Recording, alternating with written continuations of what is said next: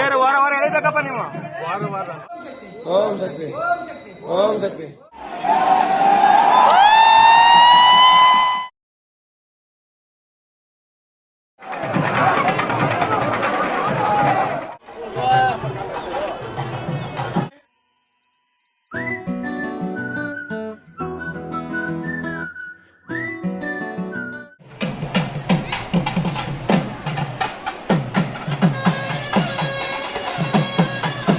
Welcome to Sanjana Gowda vlogs. ನಾನು ನಮ್ಮ ಅಜ್ಜಿ ಊರಿಗೆ ಬಂದಿದ್ದೀನಿ. ಏನಪ್ಪ ಅಂತಂದರೆ ಇವತ್ತು ಜಾತ್ರೆ ನಡೀತಿದೆ ನಮ್ಮ ಅಜ್ಜಿ ಊರಲ್ಲಿ. ಜಾತ್ರೆ ಇರೋದು 4 ದಿನ, ನಾನು ಬಂದಿರೋದು 2ನೇ ದಿನ ಬಂದಿದ್ದೀನಿ. ಇವತ್ತು ತೇರು ನಡೀತಾ ಇದೆ.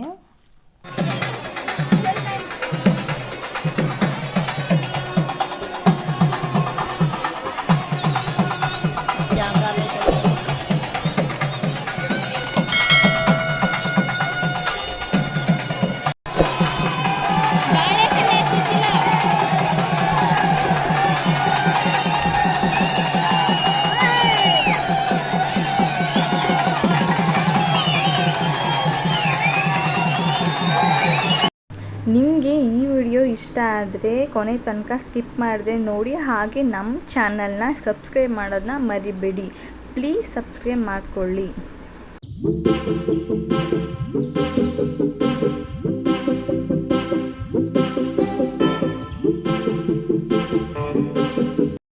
ನಾನು ಆಗಲೇ ಹೇಳಿದ್ನಲ್ಲ, ಈ ಜಾತ್ರೆ ನಡೆಯೋದು ಬಂದು 4 ದಿನ. ಈ ಜಾತ್ರೆ ನಡೀತಿರೋದು ಬಂದು ಹನೂರಿನಲ್ಲಿ. ಈ ಜಾತ್ರೆ ಫಸ್ಟ್ನೇ ದಿನ ಏನು ಆಚರಿಸ್ತೀವಿ ಅಂತಂದರೆ, ನಾವು ಎಲ್ಲ ಹೆಣ್ಮಕ್ಳು ಕೂಡ ಫಸ್ಟ್ನೇ ದಿನ ಸೋಮವಾರ ಬಂದು ರಾತ್ರಿ 8 ಗಂಟೆಯಿಂದ ಒಂದು 12 ಗಂಟೆ ಒಳಗಡೆ ತಾಯಿಗೆ ಜಾಗರಣೆಯನ್ನು ಸಲ್ಲಿಸ್ತಾರೆ. 2ನೇ ದಿನ ಬಂದು ತಂಬಿಟ್ಟು ಆರತಿ ಮಾಡೋದು ತಾಯಿಗೆ. ಹಾಗೆ ಈ ವರ್ಷ ಹೊಸದಾಗಿ ತಾಯಿಗೆ ತೇರು ಕೂಡ ಸಿದ್ಧ ಮಾಡಿದರು. ಪ್ರತಿ ವರ್ಷವೂ ಕೂಡ ದೊಡ್ಡ ಬಾಯಿ ಬೀಗ ಇದ್ದೇ ಇರುತ್ತೆ. ಹಾಗೆ ಜೊತೆಗೆ 7,000ಕ್ಕಿಂತ ಹೆಚ್ಚು ಜನ ಚಿಕ್ಕ ಬಾಯಿ ಬೀಗ ಚುಚ್ಚಿಸ್ಕೊತಾರೆ. ಅದರಲ್ಲಿ ನಾನು ಕೂಡ ಈ ವರ್ಷ ಚುಚ್ಚಿಸ್ಕೊಂಡಿದ್ದೆ. ಮಂಗಳವಾರ ಬೆಳಿಗ್ಗೆ ಸ್ವಲ್ಪ ಜನ ತಂಬಿಟ್ಟು ಆರತಿ ಸಲ್ಲಿಸಿದ್ರು. ಹಾಗೆ ರಾತ್ರಿನೂ ಕೂಡ ಸ್ವಲ್ಪ ಜನ ಸಲ್ಲಿಸ್ತಿದ್ರು. ಈ 3ನೇ ದಿನ ಬಂದು ದೊಡ್ಡ ಬಾಯಿ ಬೀಗ ನೀವೇ ನೋಡ್ತಿದ್ದೀರ ಹೇಗಿದೆ ಅಂತ. ಅದು ಒಬ್ಬರಲ್ಲ ಇಬ್ಬರಲ್ಲ 90ಕ್ಕಿಂತ ಹೆಚ್ಚು ಜನ ಚುಚ್ಚಿಸ್ಕೊತಾರೆ. ಅದು ಪ್ರತಿಯೊಬ್ಬರು ಮನೆಯಲ್ಲೂ ಕೂಡ 3ನೇ ದಿನ ಬಂದು ನಾನ್ ವೆಜ್ ಮಾಡಿರ್ತಾರೆ.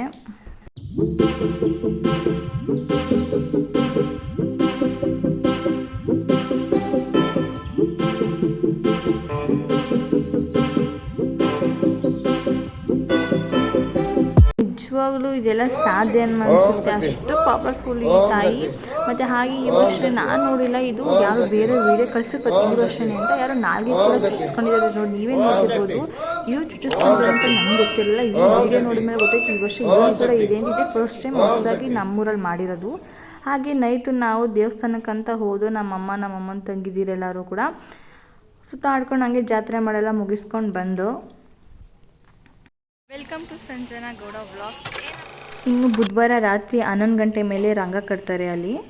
ಹಾಗಂದರೆ ಇಷ್ಟೇ, ತಾಯಿಯ ಗಂಡ ಆದಂಥ ಕಂಬ, ಆ ಕಂಬದ ಮೇಲ್ಗಡೆ ಮಡಿಕೆ ಮಡಗಿರ್ತಾರೆ. ಮಡಿಕೆ ಒಳಗಡೆ ಈ ಮರದ ಪೀಸ್ಗಳನ್ನೆಲ್ಲ ಹಾಕಿ ಅದರೊಳಗಡೆ ದೇವ್ರ ಕೈ ಮುಗ್ಬಿಟ್ಟು ಕರ್ಪೂರ ಹಚ್ತಾರೆ. ಅದು ಬೆಳಗಿನ ಜಾವ ತನಕನೂ ಉರಿತಾ ಇರಬೇಕಂದ್ರೆ ರಾತ್ರಿ ಯಾವಾಗ ಇವರು ಸ್ಟಾರ್ಟ್ ಮಾಡ್ತಾರೆ ಕುಣಿಯೋಕ್ಕೆ, ಇನ್ನು ಈ ಬೆಂಕಿ ಬೆಳಗಿನ ಜಾವ ತನಕ ಉರಿತಾ ಇರಬೇಕು. ಇನ್ನು ತಮ್ಮಳಪ್ಪ ಇದ್ದಾರಲ್ಲ, ಅವ್ರನ್ನ ಹಳ್ಳದ ಕಡೆ ಕರ್ಕೊಂಡೋಗಿ ಅಲ್ಲಿ ಒಂದು ಬಾವಿ ಇದೆ. ಮೊದಲೆಲ್ಲ 101 ಬಿನ್ಗೆ ನೀರು ಇಟ್ಟಿದ್ರು ಅಂತ ಹೇಳ್ತಿರು. ಆದರೆ ನನಗೆ ಗೊತ್ತಿಲ್ಲ, ನಿಮಗೆ ಗೊತ್ತಿದ್ರೆ ಕಮೆಂಟ್ ಮಾಡಿ. ಹೌದು 101 ಬಿನ್ಗೆ ಈಗಲೂ ಹೋಯ್ತಾರೆ ಅಂತ ಗೊತ್ತಿದ್ರೆ ಕಮೆಂಟ್ ಮಾಡಿ ಆಯಿತಾ. ಅಲ್ಲಿಂದ ತಮ್ಮಳಪ್ಪ ಬರಬೇಕು, ನೀರು ಸ್ನಾನ ಎಲ್ಲ ಮುಗಿಸಿ ಅವ್ರನ್ನ ಅಲ್ಲಿ ದೇವ್ರು ಬರೋದು. ಅಲ್ಲಿ ನೋಡಿ ಕುಶನಿ ಹೆಂಗೆ ನೋಡ್ತಾ ಇದ್ದಾಳೆ ಅಂತ. ಇನ್ನೊಂದು ಏನು ಹೇಳ್ಬೇಕಂದ್ರೆ, ನಾನು ನೋಡಲ್ಲ ಬಿಡು, ಪ್ರತಿ ವರ್ಷ ನೋಡ್ತೀನಿ ಅಂತ ಹೋಗಿ ಮಲಗಿದ್ದೆ. ಏನಾಯಿತು ಗೊತ್ತಿಲ್ಲ, ಸಡನ್ನಾಗಿ ಎದ್ದು ಬಂದು 5 ಗಂಟೆ ಜಾವ ಆಗ ನಾನು ಇದ್ದಾಗ ಎದ್ದು ಬಂದು ಇನ್ನೇನು ಬಂದಿರೋದೇ ದೇವ್ರು ನೋಡೋಣ ಬಿಡು ಅಂದ್ಕೊಂಡು ನೋಡಿದೆ. ನಾನು ನೋಡಲ್ಲ ಅಂದ್ಕೊಂಡೇ ಮಲಗಿದ್ದು. ನೋಡಿ ಪೂರ್ತಿ ಅದು ಒಂದಲ್ಲ ನನ್ನ ಕೆಂಡ ತುಂಬಬೇಕು ಅಂತ ಬೆಳಗಿನ ಜಾವ ತನಕ ನೋಡಿ ಇಷ್ಟ ಆಗಿದೆ. ಇನ್ನು ತಾಯಿ ಅಲ್ಲಿಂದ ಬರೋ ತನಕ ಅವ್ರ ಮಕ್ಕಳು ಅಂದರೆ ಅಲ್ಲಿ ಅಣ್ಣಂದಿರು ಇಬ್ಬರಿದ್ದಾರೆ.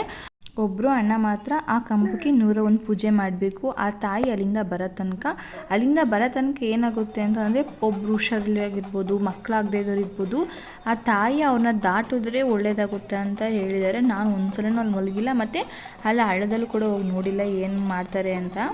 ಇನ್ನು ಕುಶಾನಿ ಅಂತೂ ಮೇಲ್ಗಡೆ ಹಾರಾಡ್ತಿರುವಂತಹ ಡ್ರೋನೇ ನೋಡ್ತಾ ಇದ್ಲು. ಅವಳಿಗೆ ಏನು ಅರ್ಥ ಆಯ್ತಿತ್ತು ಅಂತ ಮಾತ್ರ ಗೊತ್ತಿಲ್ಲ. ಹೇಳ್ತಿರ್ಲಿಲ್ಲ ಅವಳು. ನಮ್ಮ ಅಜ್ಜಿ ತೊಡೆ ಮೇಲೆ ಕೂತ್ಕೊಂಡು ನೋಡ್ತಾ ಇದ್ಲು ಎಲ್ಲನೂ ಡ್ಯಾನ್ಸ್ ಮಾಡೋದನ್ನ ಅವರು. ನೆಕ್ಸ್ಟ್ ವ್ಲಾಗಲ್ಲಿ ನಮ್ಮ ಅಜ್ಜಿ ಹತ್ರ ಹೇಳಿಸ್ತೀನಿ ಏನಂತಂದರೆ ಈ ತಾಯಿ ಹೇಗೆ ನೆಲೆಗೊಂಡ್ರು ಅನ್ನೋದೇ ನೆಕ್ಸ್ಟ್ ಟಾಪಿಕ್ ಇರುತ್ತೆ. ನಮ್ಮ ಅಜ್ಜಿ ನೆಕ್ಸ್ಟ್ ಯಾವಾಗ ಬರ್ತಾರೋ ಅವ್ರ ಹತ್ರ ಈ ವಿಡಿಯೋ ಮಾಡಿಸ್ತೀನಿ. ಇನ್ನೊಂದು ಏನಪ್ಪ ಅಂತಂದರೆ ಈಗ ರಾತ್ರಿಯಿಂದ ಬೆಳಗ್ಗೆ ತನಕ ಅಲ್ಲೆಲ್ಲ ಕುಣಿತಿರ್ತಾರೆ ನೋಡಿ, ಅವ್ರಿಗೆ ತುಂಬ ಸುಸ್ತಾಗಿರುತ್ತೆ. ಅದಕ್ಕೋಸ್ಕರ ಅಲ್ಲಿ ಅಕ್ಕಪಕ್ಕದಲ್ಲಿರುವಂತಹ ಹೆಂಗಸ್ರುಗಳು ನೈಟು ಕಾಳು ಗೊತ್ತಲ್ಲ, ಕಡಲೆಕಾಳನ್ನೆಲ್ಲ ಉಣೆ ಹಾಕಿ ಬೆಳಗಿನ ಜಾವ ಎದ್ದು ಸ್ನಾನ ಮಾಡಿಕೊಂಡು ಪಾನಕ ರೆಡಿ ಮಾಡಿ ಬುಗ್ರಿ ಕಾಳು ಮಾಡ್ಕೊಂಡು ಬಂದು ದೇವ್ರಿಗೆ ಪೂಜೆ ಮಾಡಿಬಿಟ್ಟು ಆಮೇಲೆ ಇಲ್ಲಿ ಯಾರ್ಯಾರು ಇದ್ದಾರೋ ಎಲ್ಲರಿಗೂ ಕೊಡ್ತಾರೆ. ನಾನು ಆಗಲೇ ಹೇಳಿದ್ನಲ್ಲ, ನಾನು ಕೂಡ ಈ ವರ್ಷ ಚಿಕ್ಕ ಬಾಯಿ ಬೇಗ ಚುಚ್ಚಿಸ್ಕೊಂಡಿದ್ದೆ. ಫಸ್ಟ್ ಟೈಮ್ ಏನಪ್ಪ ಅಂತಂದರೆ ಉಪವಾಸ ಇರಬೇಕು. ಹೆಂಗಂದರೆ ನೈಟ್ 12 ಗಂಟೆಯಿಂದ ಇನ್ನೂ ಚುಚ್ಚಿಸ್ಕೊಂಡು ಬರೋ ತನಕ ನಾವು ಉಪವಾಸ ಇರಬೇಕು. ಒಂದು ಚೊಟ್ಟು ನೀರು ಕೂಡ ಕುಡಿಬಾರ್ದು. ನಾನು ಮದುವೆಗಿಂತ ಮುಂಚೆ ಮಂಗಳವಾರ ಉಪವಾಸ ಮಾಡ್ತಿದ್ದೆ. ಟೈಮಿಂಗ್ಸ್ ಬಂದು ಲಾಸ್ಟ್ 11 ಗಂಟೆ ಇಲ್ಲ 10:15. ನನ್ನ ಮಾಮೂಲಿ ಪಾಪ ಆದಾಗಿಂದ ಎವ್ವಿ ಹೊಟ್ಟೆ ಹಸಿತು. ಯಾಕಂತ ಗೊತ್ತಾ, ಅದಂತೂ ಬೆಳಗಿನ ಜಾವಂತೂ ನೀರಾದ್ರು ಕುಡಿಬೇಕು. ನಾನು ಅಷ್ಟು ಹೊಟ್ಟೆ ಹಸಿತೆ, ಅದು ಏನಪ್ಪ ಅಂತಲೇ ಗೊತ್ತಿಲ್ಲ. ಆವತ್ತಿನ ದಿನ ಮಾತ್ರ ನಾನು ನಿಜವಾಗ್ಲೂ ಊಟ ಮಾಡ್ಬೇಕಾದ್ರೆ ಬಂದ್ರೂ ಊಟ ಮಾಡೋಕ್ಕೆ ಮನಸ್ಸಿರಲಿಲ್ಲ ನನಗೆ. ಅವತ್ತು ಯಾಕೋ ಹೊಟ್ಟೆನೇ ಹಸಿತಿರ್ಲಿಲ್ಲ. ಅಂದರೆ ಏನು ಹೊಟ್ಟೆ ತುಂಬ್ದಂಗೆ ಇತ್ತು ನನಗೆ. ಹಬ್ಬದ ದಿನ ಅವತ್ತೆಲ್ಲ ರೆಡಿಯಾಗಿದ್ದು ನಾನು, ನನ್ನ ಮಗಳು, ಅವರಪ್ಪ ಎಲ್ಲ ತುಂಬಾ ಚೆನ್ನಾಗಿತ್ತು. ಆ ಮಾರಮ್ಮ ಎಲ್ರಿಗೂ ಒಳ್ಳೇದು ಮಾಡಲಿ, ಅದೇ ನನ್ನ ಬಯಸೋದು. ನಿಜವಾಗ್ಲೂ ಆ ತಾಯಿನ ನಂಬಿದವ್ರು ಯಾರು ಇದುವರೆಗೂ ಕೆಟ್ಟಿಲ್ಲ. ನಾನು ಕೂಡ ಅಷ್ಟೇ ಆ ತಾಯಿನ ಅಷ್ಟೇ ನಂಬ್ತೀನಿ, ಅಷ್ಟೇ ಪೂಜಿಸ್ತೀನಿ. ಆ ತಾಯಿನ ನಾನು ಯಾವತ್ತೂ ಮರೆಯಲ್ಲ. ನಾನು ಅಷ್ಟು ಇಷ್ಟ ನನಗೆ ಆ ತಾಯಿ. ಹಾಗೆ ಅವನೂರು ಕೂಡ ನಂಗೆ ತುಂಬ ಇಷ್ಟ. ಯಾಕಂದರೆ ನಾನು ಬೆಳೆದಿದ್ದೆಲ್ಲ ಅಲ್ಲೇ, ನನ್ನ ಸ್ಕೂಲ್ ಕೂಡ ಅಲ್ಲೇ ಇದ್ದಿದ್ದು. ನನ್ನ ಫ್ರೆಂಡ್ಸ್ ಇರ್ಬೋದು, ಅಲ್ಲಿರೋ ಅಕ್ಕಪಕ್ಕದ ಜನ ಇರ್ಬೋದು, ನನಗೆ ತುಂಬ ಇಷ್ಟ ಅಲ್ಲಿರೋರೆಲ್ಲರೂ ಕೂಡ. ನಾನು ಮೊದಲು ನಮ್ಮ ಅಜ್ಜಿ ಮನೇಲಿ ಇದ್ದಾಗ ಮಾರಿ ಹಬ್ಬ ಬಂತು ಅಂದರೆ ಸಾಕು, 15 ದಿನದಿಂದನೇ ನಾನು ಹೋಗಿ ಬಟ್ಟೆ ತೆಗೆಸ್ಕೊತಿದ್ದೆ. ಮತ್ತು ಮೆಹಂದಿ, ಜಾಗರೆ ಅಂದರೆ ಹೇಳಿದ್ನಲ್ಲ, ಹೆಣ್ಮಕ್ಳು ಜಾಗರೆ ಸಲ್ಲಿಸೋದು ತಾಯಿಗೆ ಅಂತ. ಆವಾಗ ಸ್ಯಾರಿ ಹಾಕೋಬೇಕು, ಯಾವ ಸ್ಯಾರಿ ಹಾಕೊಳ್ಳೋದು, ಯಾವ ಡ್ರೆಸ್ ಹಾಕೊಳ್ಳೋದು ಹಬ್ಬಕ್ಕೆ, ಇದೇ ಯೋಚನೆ. ಮೆಹಂದಿ ಯಾರ ಹತ್ರ ಹಾಕಿಸ್ಕೊಳ್ಳೋದು. ಅಪ್ಪ ಮಾರಿ ಹಬ್ಬ ಅಂದ್ರೇ ಒಂಥರ ಚೆಂದ. ನಿಜವಾಗ್ಲೂ ಅಲ್ಲಿರೋರು ಗೊತ್ತು ಅದೇನು ಎತ್ತ ಅಂತ. ನೋಡಿ, ನೀವು ನೋಡ್ತಿರ್ಬೋದು ತಮ್ಮಪ್ಪ ಅವರು ಅವ್ರ ಕೈಯಿಂದಲೇ ಬೆಂಕಿನ ಹಾರಿಸ್ತಿದ್ದಾರೆ. ಹಾರಿಸಿದ ನಂತರ ಒಳಗಡೆ ಮಲ್ಲಿಗೆ ಒಂದು ದಿಂಡಿದೆ, ಅದನ್ನು ತಗೊಂಡು ಬಂದು ಇದ್ರ ಮೇಲ್ಗಡೆ ಮಡಗಿಬಿಟ್ಟು ಅದನ್ನು ಎತ್ಕೊಂಡು ಒಂದು ರೌಂಡ್ ಬರ್ತಾರೆ ದೇವಸ್ಥಾನ ಸುತ್ತ. ಒಂದು ರೌಂಡ್ ಬಂದು ಅದನ್ನು ತಗೊಂಡೋಗಿ ಒಳಗಡೆ ಅವ್ರ ತೊಡೆ ಮೇಲೆ ಮಡಿಕೊಂಡು ಅವರು ಈ ವರ್ಷ ಮಳೆ ಬೆಳೆ ಹೇಗಾಗುತ್ತೆ ಅಂತ ದೇವರು ನುಡಿಯುತ್ತೆ. ಮತ್ತು ಏನಂತ ಹೇಳಿದೆ ಅಂತಪ್ಪ ಅಂದರೆ ದೇವರು, ನಾನು ಹೇಳಿದ್ನಲ್ಲ ಈ ವರ್ಷ ತೇರು ಎಳೆದಿದೆ ಅಂತ, ಆ ತೇರು ಪ್ರತಿ ಮಂಗಳವಾರನೂ ಕೂಡ ಎಳಿಬೇಕಂತೆ. ಅದು ಮಧ್ಯಾಹ್ನ 12 ಗಂಟೆಗೆ. ನೋಡೋಣ ಏನು ಮಾಡ್ತಾರಂತ, ನನಗೂ ಕೂಡ ಗೊತ್ತಿಲ್ಲ.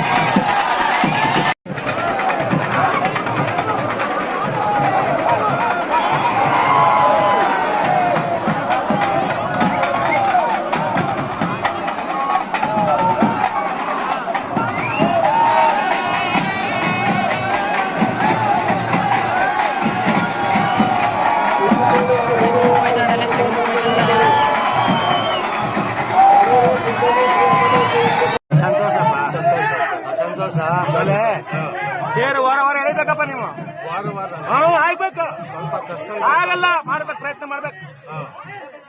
ಏನ್ ಮಾಡ್ತೀರಾ? ಪ್ರಯತ್ನ ಮಾಡ್ತೀನಿ ತಾಯಿ. ಪ್ರಯತ್ನ ಅಲ್ಲ, ದಿವಸಕ್ಕೆ ಕೊಡು.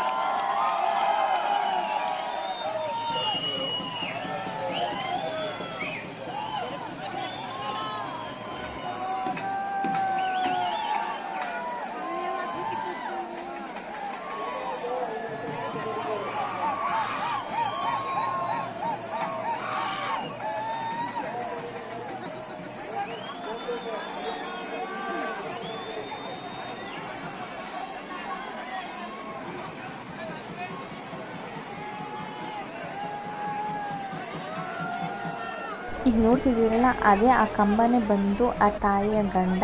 ಅವ್ರು ಇವಾಗ ಹಬ್ಬ ಮುಗಿತಲ್ವಾ, ಈಗ ಆ ಕಂಬನ ತಗೊಂಡೋಗಿ ಆಂಜನೇಯ ದೇವಸ್ಥಾನ ಇದೆ, ಅದರಿಂದ ಒಂದು ಹಳ್ಳ ಇದೆ, ಇಲ್ಲ ಅಥವಾ ತೊಟ್ಟಿ ಏನೋ ಇದೆ, ಅದರೊಳಗಡೆ ಏನೋ ಹಾಕ್ಬಿಟ್ಟು ಬಂದುಬಿಡ್ತಾರೆ. ಬರೋ ಟೈಮಲ್ಲಿ ಜನಗಳು ಕೂಡ ಈ ಥರ ಮಲಗಿರ್ತಾರೆ. ತಮ್ಮಳಪ್ಪರ ಮೇಲೆ ಇನ್ನು ದೇವ್ರು ಇರಲ್ಲ, ಹೊಂಟೋಗಿರುತ್ತೆ ದೇವರು. ಆದರೂ ದಾಟಿದ್ರೆ ಒಳ್ಳೇದಾಗುತ್ತೆ ಅಂತ ಒಂದು ನಂಬಿಕೆ. ನಾನು ಕೂಡ ಮಲಗಿದ್ದೆ, ಆ ಕಡೆ ಮಲಗಿದ್ದೆ. ಇವಾಗ ನನ್ನ ಮಗಳೂ ಕೂಡ ನಮ್ಮ ಅಜ್ಜಿನೂ ಕೂಡ ಇಲ್ಲೇ ಮಲಗಿದ್ದಾರೆ. ಹಾಗೆ ಈ ತಾಯಿಗೆ ದೃಷ್ಟಿ ಆಗಿದೆ ಅಂತ ಅವ್ರ ಸೊಸೆ ಹಾಗೂ ಅವ್ರ ಸಂಬಂಧಿಕರು ಕೂಡ ಸೇರಿ ಅವ್ರಿಗೆ ಆರತಿ ಮಾಡಿ ವಿಳೆದೆಲೆಯಿಂದ ದೃಷ್ಟಿ ತೆಗೆದು ಅವ್ರನ್ನ ಒಳಗಡೆ ಸೇರಿಸ್ಕೋತಾರೆ. ನೋಡ್ತಿರ್ಬೋದು ನೀವು.